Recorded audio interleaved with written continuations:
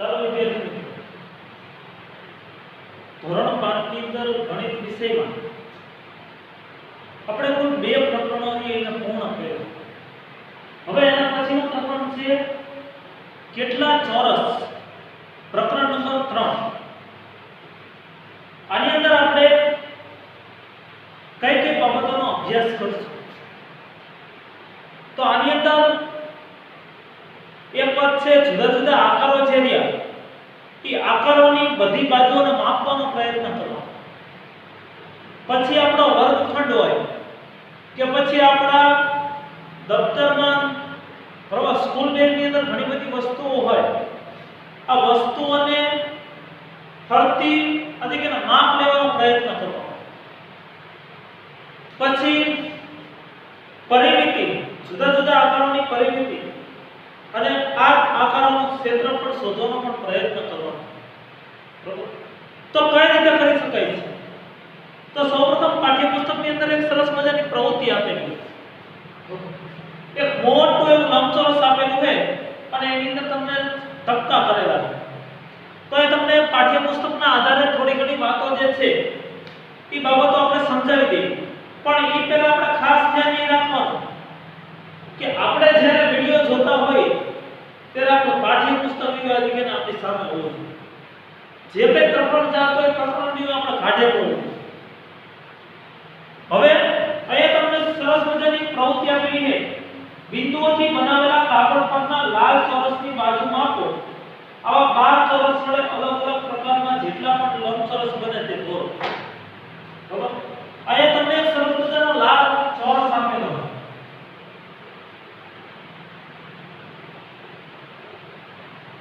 એની બાજુ માપવાની આપણે પાઠ્યપુસ્તકની અંદરથી માપશું. તો અહીંયા આ બાજુ જે રહી એવી 1 સેમી ની બાજુ છે. કેટલી? 1 સેમી. તો હવે આપણે જુદા જુદા લંબચોરસ બનાવવાના. બરાબર, આવા 12 ચોરસ વડે અલગ અલગ પ્રકારના જેટલા પણ લંબચોરસ બને તે દોરો. બરાબર, અલગ અલગ જેટલા લંબચોરસ બને એ આપણે દોરવાના છે. અને ખાસ ધ્યાન રાખીએ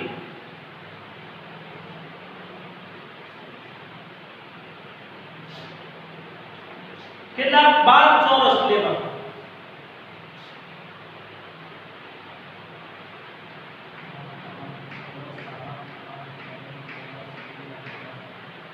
બરાબર, આ જોઈ લઈએ.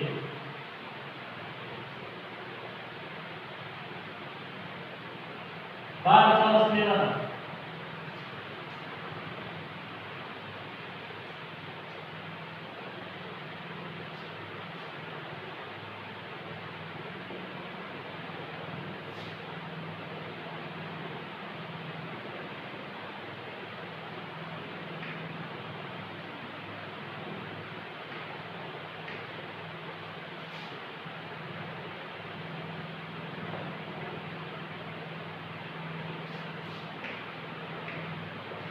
જોઈ લો 1 2 3 4 5 6 7 8 9 10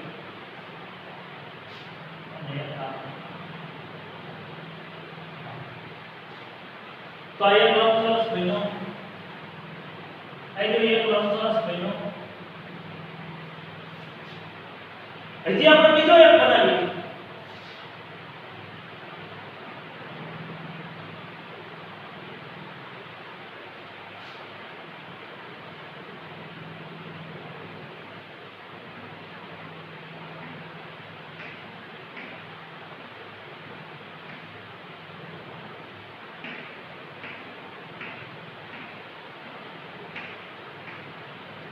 તો આ બીજો લંબચોરસ બન્યો. ચોરસ કેટલા લેવાના? 12. હજી એક જોડી.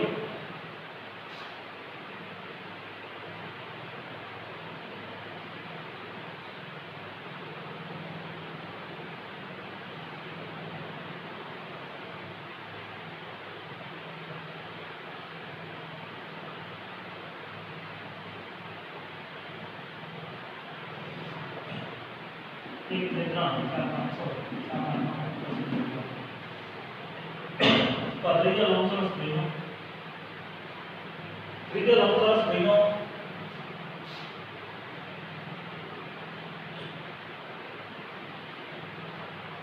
હજી એક જોઈએ.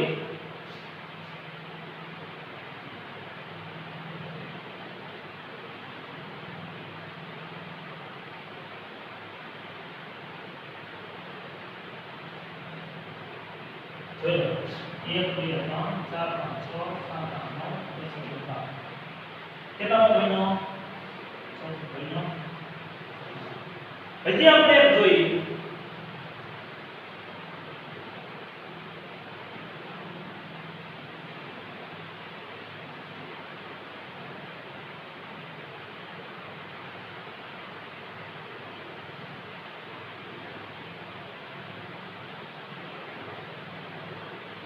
એક બે ત્રણ ચાર પાંચ છ સાત આઠ નવ દસ બરાબર.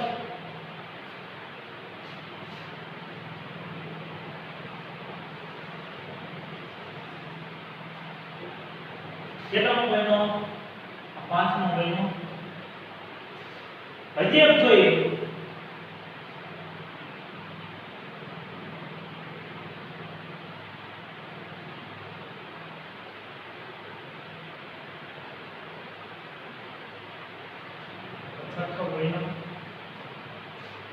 અને આગળ એક જોઈએ.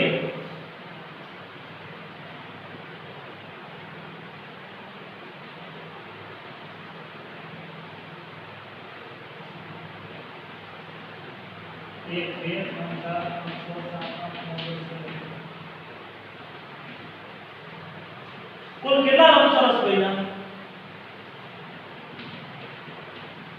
કેટલા?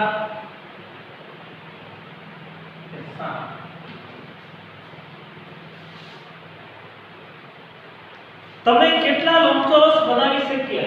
તો આપણે કેટલા લંબચોરસ બનાવી શકીએ? દરેક લંબચોરસ 12 સમાન ચોરસમાંથી બન્યા છે. તેથી દરેકનું ક્ષેત્રફળ સરખું છે, પરંતુ તેની હદની લંબાઈ અલગ અલગ છે. હદની લંબાઈને પરિમિતિ કહે છે.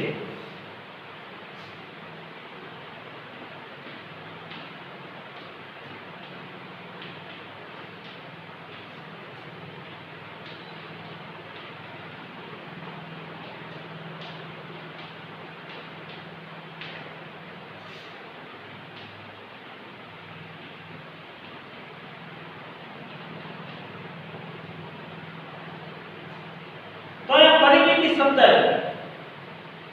તો હદની લંબાઈને પરિમિતિ તરીકે ઓળખવામાં આવે છે. બરાબર. હદની લંબાઈને પરિમિતિ તરીકે ઓળખવામાં આવે છે. અને જેટલા કઈ ખાના રોકાણ તો પહેલો જે ચોરસ છે લંબચોરસ તેમાં 12 ખાના રોકાણ 3 4 5 6 7 8 9 10 11 બરાબર. જોન ખાસ આપણે અહીંયા 1 2 3 4 5 6 7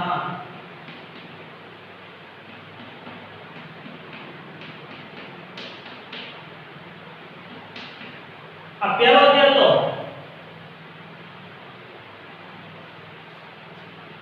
એમાં 12 ખાના રોકાણ હતા. એટલે એનું ક્ષેત્રફળ કેટલું? તો કે 12 ચોરસ સેમી. ક્ષેત્રફળ લખવા માટે શું? તો કે ચોરસ શબ્દ વપરાય. 12 ચોરસ સેમી ક્ષેત્રફળ શબ્દ. હવે બીજો જે હતો એમાં જો 1 2 3 4 5 6 7 8 9 10 11 12 આમાં 12 ખાના રોકાણ. બરાબર. પરંતુ એની જે હદ રહી હદની લંબાઈ એ અલગ અલગ હોય છે દરેક જગ્યાએ. બરાબર. અહીંયા જો 1 2 3 4 5 6 7 8 9 10 11 12. બરાબર. તો પહેલો લંબચોરસ કેવો બન્યો? સીધો લંબચોરસ બન્યો 12 ખાના.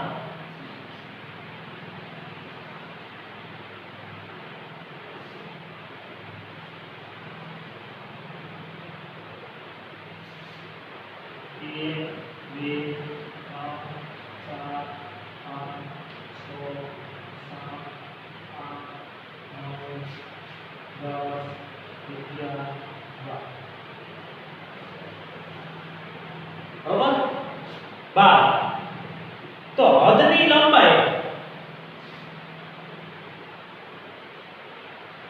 એને પરિમિતિ કહે છે હદની લંબાઈ એને પરિમિતિ કહે છે બરાબર તો હદની લંબાઈ કઈ રીતે માપવાની જો 1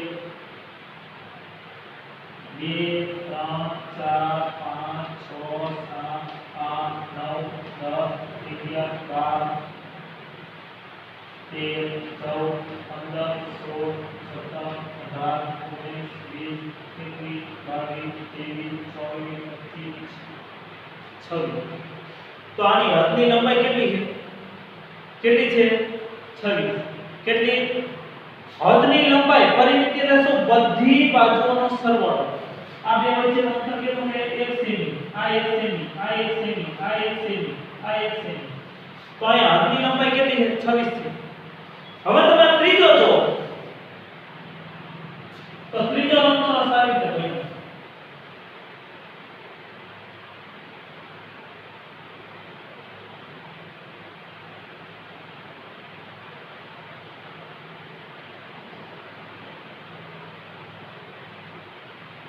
જો આની હદની લંબાઈ જો 1 2 3 4 5 6 7 8 9 10 11 12 13 14 તો આની 14 સેમી આની કેટલી હતી 26 સેમી આની હદની લંબાઈ કેટલી હતી 26 સેમી આની કેટલી છે 14 સેમી આ જે ત્રીજો હતો તો આની 14 સેમી છે આની 14 સેમી છે આની 14 સેમી હવે આની જોઈ સાતમો લંબચોરસ બરોબર કયો સાતમો લંબચોરસ તો સાતમો લંબચોરસ અહીંયા આપણે જોઈએ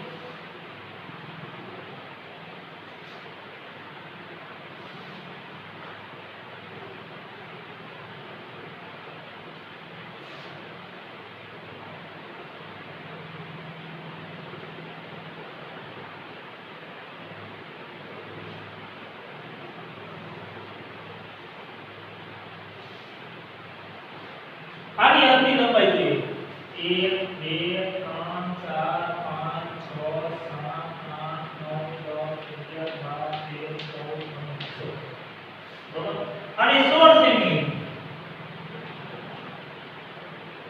કયો આ સાતમા નંબરનો લંબચોરસ પછી આ પહેલા નંબરનો લંબચોરસ આ ત્રીજા નંબરનો લંબચોરસ તો દરેકની હદની લંબાઈ કેવી છે અલગ અલગ જોવા મળે હદની લંબાઈને પરિમિતિ તરીકે ઓળખવામાં આવે એમ ખબર ન પડે તો કોઈ પણ આકાર કે આકૃતિની બધી જ બાજુનો સરવાળો એને આપણે પરિમિતિ તરીકે કોઈ પણ આકાર કે આકૃતિની બધી જ બાજુનો સરવાળો જેને આપણે પરિમિતિ તરીકે ઓળખીએ બરોબર આ બાબત લઈને ખાસ આપણે ધ્યાન રાખીશું હવે તમને શું પ્રશ્ન પૂછ્યો છે દરેક લંબચોરસ 12 સમાન ચોરસમાંથી બન્યા છે તેથી દરેક ક્ષેત્રફળ સરખું ક્ષેત્રફળ એટલે શું હવે પરિમિતિ ખબર પડી ગઈ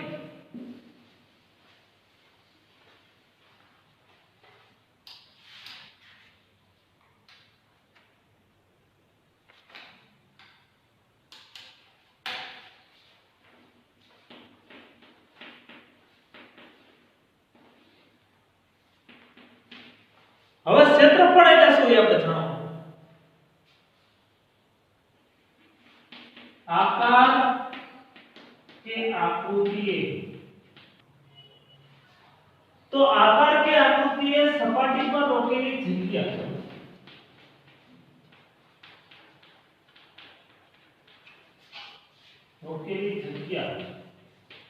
ને તેનો ક્ષેત્રફળ કહે છે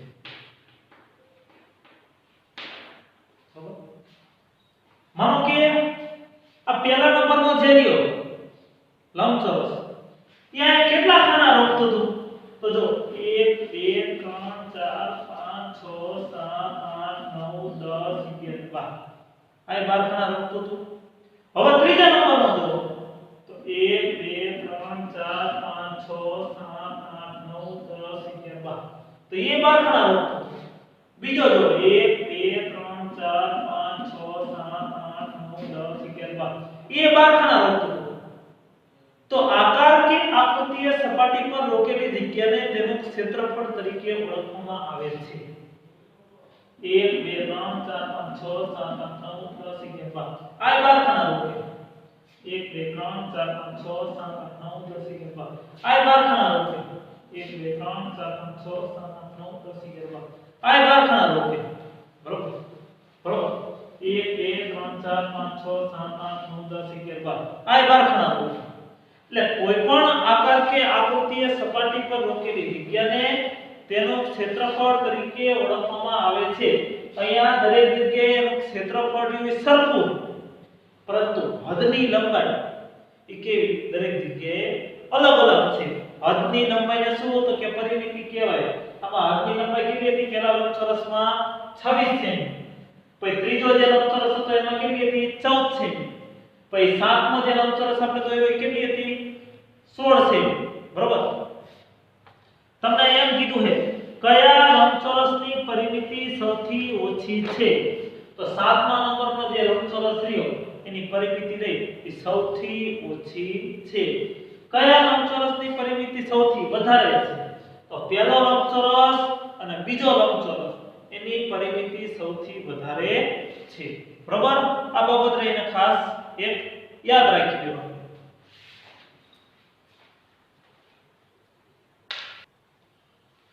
હવે જો વિદ્યાર્થી મિત્રો આપણે અહીંયા જે પ્રવૃત્તિ જોઈ એના આધારે થોડા પ્રશ્નોની એને સમજવાનો પ્રયત્ન કરીએ.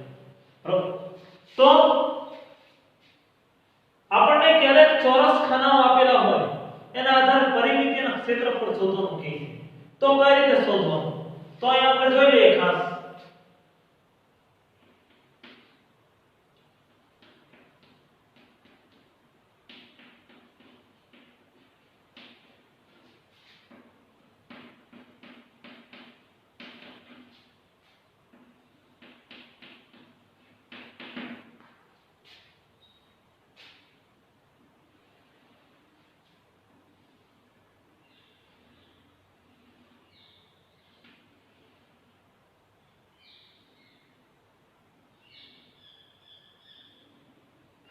આ બધા ખાના 1 સેમી બાય 1 સેમી ના તમારે સમજવાનું. કેટલા? 1 સેમી 1 સેમી 1 સેમી 1 સેમી બધું સમજવાનું. બરોબર. કારણ કે સ્કેલ થી આમાં ચોક્કસ માપ ના આવી શકે. એ તમારે જ્યારે તમે દોરો ત્યારે ખાસ સ્કેલ નો ઉપયોગ કરીને 1 સેમી બાય 1 સેમી નો બનાવો. બરોબર. હવે આની પરિમિતિ આપણે શોધવી અને ક્ષેત્રફળ શોધવું.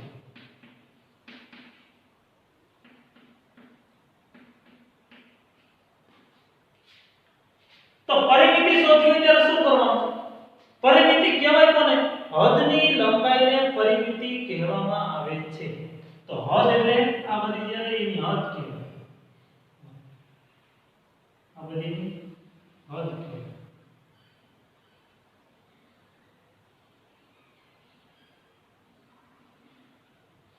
તો આ 1 સેમી 1 સેમી આ 1 આ 1 સેમી આ 1 સેમી આ 1 સેમી આ 1 સેમી આ 1 semi 1 semi 1 semi 1 semi 1 semi કેટલા થયા?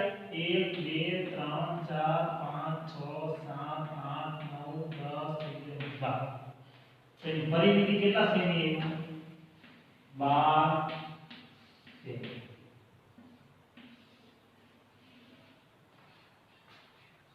હવે ક્ષેત્રફળ ગણવું હોય તો શું કરવાનું?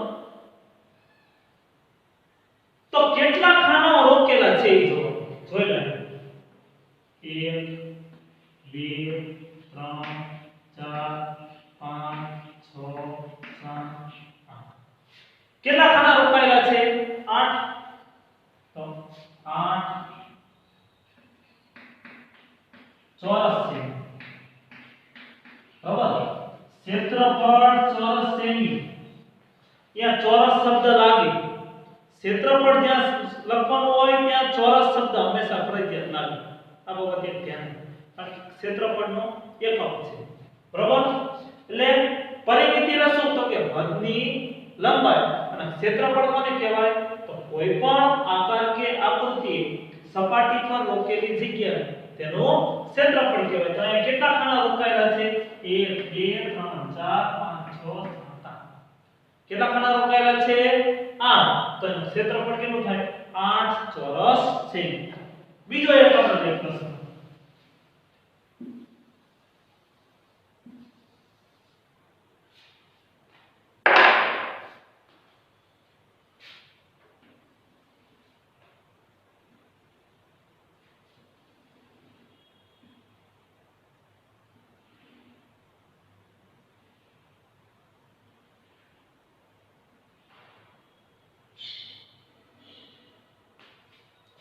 બરાબર. હવે પરિમિતિ માપવાની તો પરિમિતિ કઈ રીતે મુકાય છે જો હદની લંબાઈને પરિમિતિ કહેવાય. તો આ બધી હદ થઈ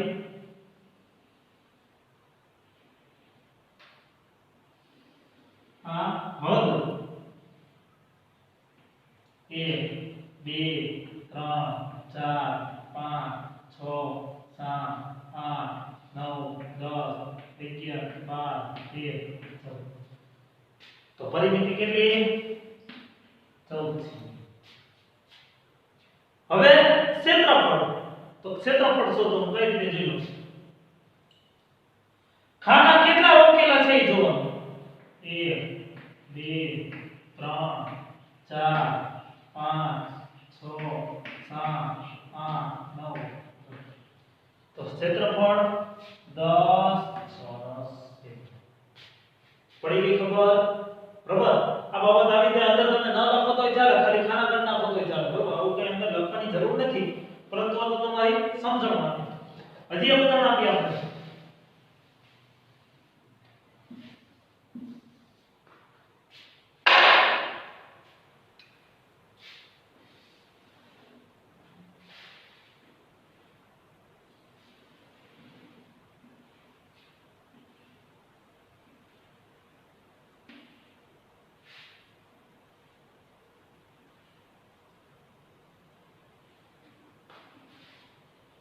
હવે આની પરિમિતિ અને પછી ક્ષેત્રફળ. તો પરિમિતિ કોને કહેવાય? હદની લંબાઈને પરિમિતિ કહે છે. તો જોઈએ અરે એની હદ થાય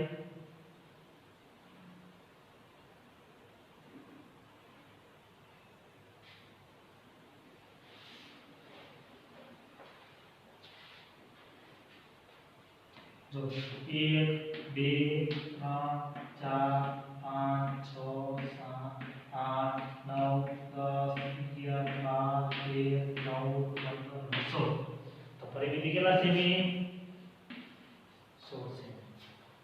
હવે ક્ષેત્રફળ એટલે સીધા ખાના જવાનું જોઈ 1 2 3 4 5 6 તો પરિમિતિ ક્ષેત્રફળ કેટલું 7 ચોરસ સેમી. ક્લિયર? આ બાબત રહીને ખાસ આપણે યાદ રાખવાની છે.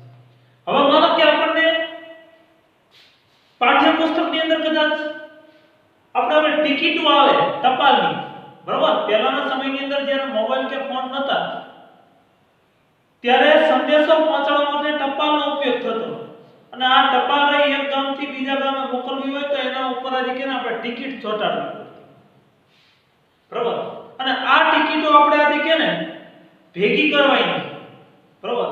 જુદી જુદી જગ્યાએથી આપણે પોસ્ટ ઓફિસે ક્યારેક જવાનું અને પોસ્ટ ઓફિસે ક્યારેક જઈ આપણે ટિકિટો જુદી જુદી રહી એ એકાદી બે આજે કેને ખરીદવાનો પ્રયત્ન કરો અને એ જોવાય કે આના ઉપર શું લખેલું છે, બરાબર? આ બધી બાબતોને નિરીક્ષણ કરવાનું. હવે આ ટપાલ ટિકિટો જે રહી એની આપણે પરિમિતિને એનું ક્ષેત્રફળ શોધવું હોય તો એ પણ કઈ રીતે ઉપયોગી થાય? એ આવી જ રીતે ઉપયોગી થાય, બરાબર? એનું ક્ષેત્રફળ જે રહ્યું એ કઈ રીતે ગણવાનું? તો તમારે આવી જ રીતે ગણવાનું.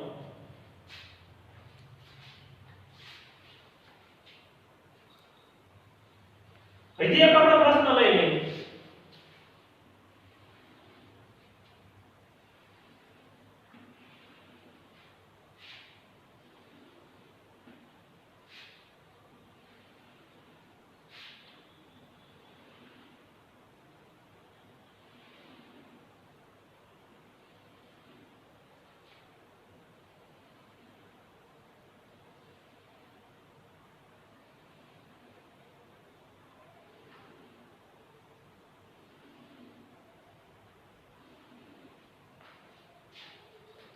હવે આની પરિમિતિ ગણવાની તો પરિમિતિ એટલે શું તો કે હદની લંબાઈ અને ક્ષેત્રફળ એટલે શું તો કે આકાર કે આકૃતિએ સપાટી પર રોકેલી જગ્યા તો પરિમિતિ ગણી 1 2 3 4 5 6 7 8 9 10 11 12 13 14 15 16 17 18 19 20 21 22 23 24 પરિમિતિ કેટલી 24 છે હવે ક્ષેત્રફળ તો ક્ષેત્રફળ કઈ રીતે ગણવાનું 1 2 3 4 5 6 7 8 9 10 11 12 13 14 15 16 17 18 19 20 21 22 23 24 25 26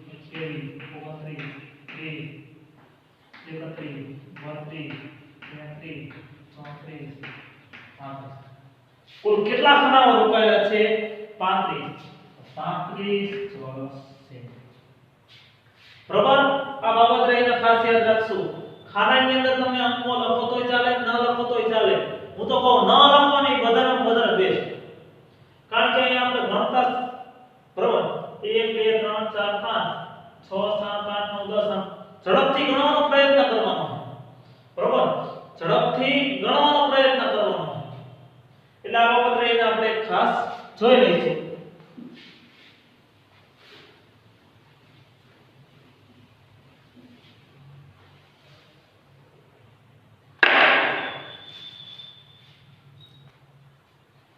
હવે તો વિદ્યાર્થી મિત્રો લેસનની અંદર આપણે 11 થી 20 સુધીના ઘડિયાળી બે વાર લખવાના આ તો હું તો કહું તમારે હે ને આંખ બંધ કરીને વિચારી જ લેવાનું એક વિડિયો આવે એટલે 11 થી 20 વાળા છે અને એક વિડિયો આવે એટલે 21 થી 30 ના છે બરોબર પછી બીજું છે પરિમિતિના ક્ષેત્રફળ શોધો તો મેં તમને જે પ્રમાણે શીખવાડ્યું એ પ્રમાણે તમારે આના પરિમિતિના ક્ષેત્રફળ શોધવાનું પરંતુ આ આકારો છે પેન્સિલથી દોરો બોલ પેનનો ઉપયોગ કરવાનો નથી અને ફૂટપટ્ટી એ ખાસ વાપરવાની મેં ચિત્રી નાખ્યું એમ નથી ચિત્રવાનું હું કરું એમ નથી કરવાનું બરોબર બધી જગ્યાએ હું સ્કેલનો કે ઉપયોગ ન પણ કરી શકું ભૂલથી પરંતુ આપણે ખાસ વાપરવું આ અગત્યનું છે એટલે આ બાબત ધ્યાન રાખજો